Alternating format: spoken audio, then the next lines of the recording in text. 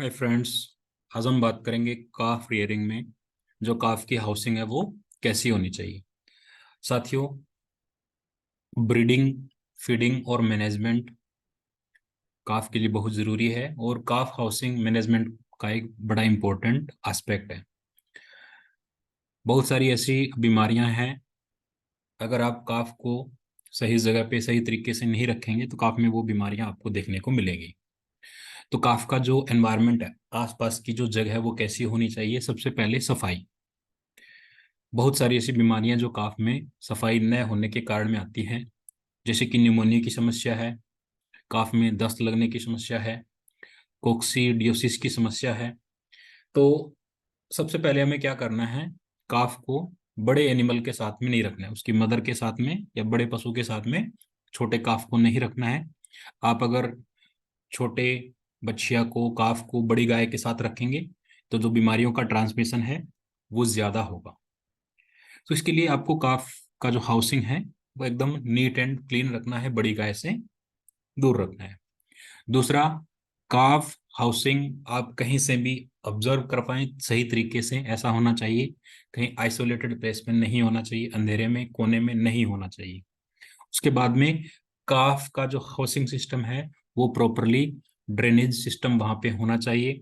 बरसात के मौसम में पानी खड़े होने की गुंजाइश न हो, या नॉर्मल जो छोटी बच्चिया का यूरिन पास जो कर रहे हैं उसका भी प्रॉपर तरीके से ड्रेन होने की व्यवस्था होनी चाहिए। अगर मॉइस्चर बिल्डअप होगा, मॉइस्चर बढ़ेगा तो वहाँ पे बैक्टीरियल ग्रोथ बढ़ेगी, काफ में बीमारी आने के चांसेस भी बढ़ेंगे। उसके बाद में काफ का जो हाउस है वो प्रॉपरली शेल्टर्ड होना चाहिए, कवर्ड होना चाहिए, क्योंकि छोटे काफ में जो हीट प्रोडक्शन की कैपेसिटी है वो कम रहती है। छोटा काफ अपने शरीर के तापमान को इतना आसानी से ऊपर नीचे नहीं कर पाता है, क्योंकि थर्मो न्यूट्रल जोन का डेवलपमेंट काफ में डेवलप नहीं हुआ होता है। तो इन नटसेल अगर हम बात करें, काफ का हाउसिंग सिस्टम साफ सुथरा होना चाहिए, हवादार होना चाहिए, प्रॉपर वेंटिलेशन होना चाहिए, रोशनी प्रॉपर होनी चाहिए। गर्माइश, सर्दी के मौसम में जो गर्माइश है, गर्मी है वो बनी रहे, ऐसा काफ का हाउसिंग सिस्टम होना चाहिए। साथियों, अगर हम बात करें बेडिंग के बारे में, तो काफ की जो बेडिंग है आप देख रहे हैं इन पिक्चर्स में, काफ के लिए सबसे बढ़िया बेडिंग का काम करती है या तो तूड़ी या फिर पराली, जिसको हम वीट स्ट्रो इंग्लिश में बोलते हैं या पेडी स्ट्रो बोलते हैं। छोटे काफ की बेडिंग में कभी भी मिट्टी नहीं डालनी चाहिए। मिट्टी क्यों नहीं डालनी चाहिए? क्योंकि छोटा काफ मिट्टी को चाट सकता है, लिक कर सकता है। अगर छोटा काफ मिट्टी को चाटेगा, लिक करेगा, तो एबोमेजल इंफेक्शन होने के चांसेस रह सकते हैं। दूसरी बात जो आपको ध्यान में रखनी है वो क्या है, जो खाद्य पदार्थ आप काफ को देंगे वो कभी भी हमें बेडिंग में इस्तेमाल नहीं करना है, क्योंकि अगर बेडिंग खराब हो गई तो काफ उसको खाएगा, खाना समझ के, भोजन समझ के, तो उसमें बीमारियां ज्यादा जाएंगी। उसके बाद में जब आप बेडिंग रखते हैं काफ के लिए, तो काफ के पैर आपको दूर से दिखाई नहीं देने चाहिए। कहने का मतलब, बेडिंग या वीट स्ट्रो या पेडिस्ट्रो जो काफ को आपने नीचे डाली है उसका इतना लेवल होना चाहिए कि काफ के पैर आपको नहीं दिखाई दें। इसको हम नेस्टिंग बिहेवियर बोलते हैं। इसका क्या फायदा होगा, काफ के शरीर की जो ऊर्जा है, गर्मी है, वो बनी रहेगी और हाइपोथर्मिया के केसेस काफ में नहीं आएंगे। तो आप दूर से देखें काफ के, अगर आपको हाथ पैर दिखाई दे रहे हैं, टांगे दिखाई दे रही हैं, इसका मतलब पर्याप्त बेडिंग नहीं है। अगर उसके जो पैर हैं वो अच्छे तरीके से बेडिंग में समाये हुए हैं, इसका मतलब वो अच्छा नेस्टिंग वहां पे उसको मिल रही है और जो हीट है वो अच्छे तरीके से प्रिजर्व हो रही है। आमतौर पे आपको जो स्ट्रा की या पेडिस्ट्रो की बेडिंग है वो 15 सेंटीमीटर डीप रखनी चाहिए, और जो बेडिंग है वो हमेशा ड्राई रहनी चाहिए। एक काफ को 20 किलोग्राम पर हफ्ते जो व्हीट स्ट्रो की या फिर पेडिस्ट्रो की बेडिंग है वो हमें देनी चाहिए। फिर उसके बाद में आप अपने घुटने के टेस्ट से देख सकते हैं। आप 10 सेकंड तक जो घुटना है वो काफ के बेडिंग एरिया में रखें। अगर घुटना गीला हो जाता है तो इसका मतलब जो काफ की बेडिंग है वो ड्राई नहीं है। अगर आपको डिस्कम्फर्ट महसूस होता है, इसका मतलब वो काफ के लिए भी आरामदायक नहीं है। तो इस आसान तरीके से काफ की बेडिंग कितनी कंफर्टेबल है, सूखी है या नहीं, उसको आप चेक कर सकते हैं। अब साथियों, कुछ ऐसी बीमारियां हैं जो काफ में आपको सबसे ज्यादा देखने को मिलती हैं। काफ में जो मोर्टिलिटी रेट है, उसको सबसे पहली बीमारी है काफ में दस्त लगना, काफ में डायरिया होना, जिसको हम काफ स्कोर्स बोलते हैं। छोटे काफ में मृत्यु दर का सबसे लीडिंग कारण है काफ स्कोर्स। काफ स्कोर्स के बहुत सारे कारण हैं, जिनमें बैक्टीरिया है, प्रोटोजोआ है, वायरस हैं, पैरासाइट्स हैं। अलग अलग वायरस और बैक्टीरिया काफ की उम्र के अलग अलग पड़ाव में आपको ज्यादा देखने को मिलते हैं। अगर हम बात करें, जो काफ स्कोर्स हैं वो आमतौर पे आपको येलो या वाइट रंग के दिखेंगे। वाइट कलर का अगर स्कोरिंग काफ कर रहा है तो इसका मतलब कहीं ना कहीं ज्यादा सडन एकदम दूध की फीडिंग से हो सकता है काफ को स्कोर हुआ हो। इसमें जो काफ स्कोर है, इसमें मृत्यु किसके कारण होती है? आमतौर पे स्कोरिंग के कारण, दस्त के कारण, डायरिया के कारण काफ के शरीर का जो फ्लूइड है वो बाहर निकल जाता है, काफ डिहाइड्रेट हो जाता है, पानी की शरीर में कमी हो जाती है। काफ की जो आंखें हैं वो ऑर्बिट के अंदर आपको दिखाई देंगी, संकन आंखें दिखाई देंगी, टेम्परेचर बढ़ा हुआ दिखाई देगा। अगर आप चमड़ी को खींचेंगे, काफ की नेक गर्दन में चमड़ी को खींचेंगे तो चमड़ी है तो एकदम से वापस नहीं जाएगी। तो इससे हम काफ की जो डिहाइड्रेशन की स्कोरिंग है वो कर सकते हैं। वजन भी काफ का तेजी से टूटेगा और उसमें कमजोरी भी काफी तेजी से आएगी। तो काफ स्कोर के कारण, जो टॉक्सीमिया, सेप्टिसीमिया के कारण, एंडोटॉक्सीमिया के कारण काफ की जो डेथ है वो हो सकती है। अगर हम बात करें किस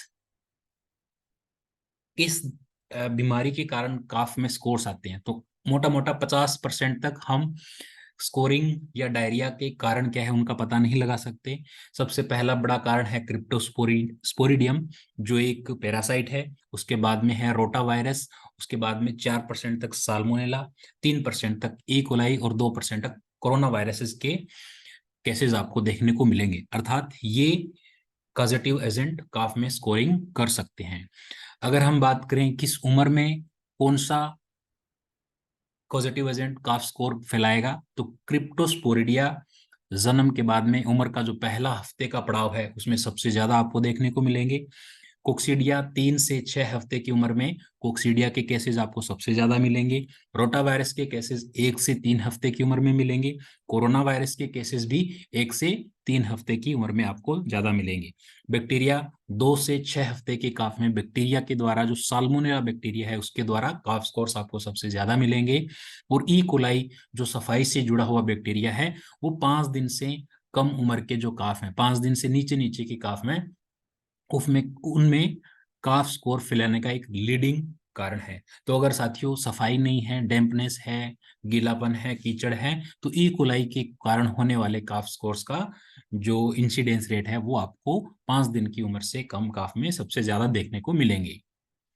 अगर हम बात करें, जैसे हम बात कर रहे थे ई कोलाई, 1 से 8 दिन में आपको सबसे ज्यादा केसेस मिलेंगे। रोटा वायरस 4 से 16 दिन में, कोरोना वायरस 5 से 21 दिन में, साल्मोनेला 6 से 23 दिन में, क्रिप्टोस्पोरिडियम 6 से लेके 23 दिन या उससे प्लस की उम्र में काफ को आपको सबसे ज्यादा देखने को मिलेंगे।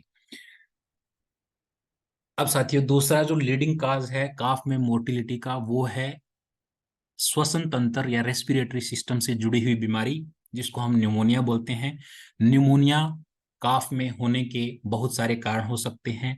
काफ को कोलेस्ट्रम नहीं मिलना, न्यूट्रिशन प्रॉपर नहीं होना, वायरस, बैक्टीरिया, हाइजीन, सफाई नहीं होना, हाउसिंग प्रॉपर नहीं होना, वेंटिलेशन प्रॉपर नहीं होना, जो बेडिंग है उसमें ज्यादा धूल होना, ज्यादा उम्र के पशुओं के साथ में काफ को रखना, ज्यादा भीड़ भड़ाके वाली जगह पे रखना, या फिर आपके डेयरी फार्म पे बीवीडी जो वायरस है उसकी प्रेजेंस होना। तो ये मोटे मोटे फैक्टर्स हैं न्यूमोनिया को फैलाने के लिए। अगर इन किसी भी इन चीजों में कमी है, कहीं पर भी कमी रह जाती है, तो आपके डेयरी फार्म पे काफ्स में न्यूमोनिया के केसेस आपको ज्यादा देखने को मिलेंगे। तो साथियों, ये कुछ टिप्स थी काफ की हाउसिंग के बारे में। काफ की बेडिंग कैसी होनी चाहिए, बेडिंग का कैसे हमें पता लगाना है, वेंटिलेशन कैसा होना चाहिए, क्या क्या डिजीजेज आती हैं। काफ स्कोर में एक छोटी सी बात आपको मैं बताना चाहूंगा। अगर आप दूध धीरे धीरे बढ़ाते हैं तो दूध के द्वारा दस्त लगने के चांसेस बहुत कम है। एक काफ 12 लीटर तक दूध डाइजेस्ट कर सकता है प्रतिदिन, बशर्ते आप धीरे धीरे दूध का इंटेक बढ़ाएं। अगर आपने काफ को पहले भूखा रखा है एक दिन और फिर आपने एकदम से दूध ज्यादा उसको दिया है, तो ही आपको दूध के कारण काफ स्कोर के केसेस ज्यादा देखने को मिलेंगे। दूसरा, काफ स्कोर के ट्रीटमेंट में कभी भी आपको पानी बंद नहीं करना है और कभी भी आपको दूध बंद नहीं करना है। अगर आप दूध बंद कर देंगे, काफ की एनर्जी, प्रोटीन, मिनरल्स, विटामिन की रिक्वायरमेंट पूरी नहीं हो पाएगी और काफ में मोर्टिलिटी रेट है जो बढ़ सकती है।